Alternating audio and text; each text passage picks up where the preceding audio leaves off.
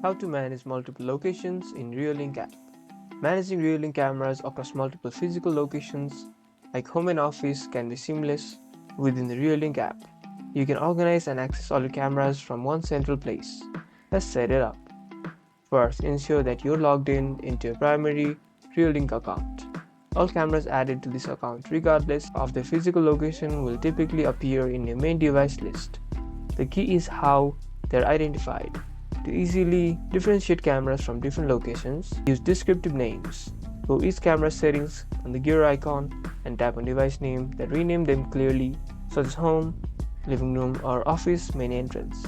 This makes managing them much easier at a glance.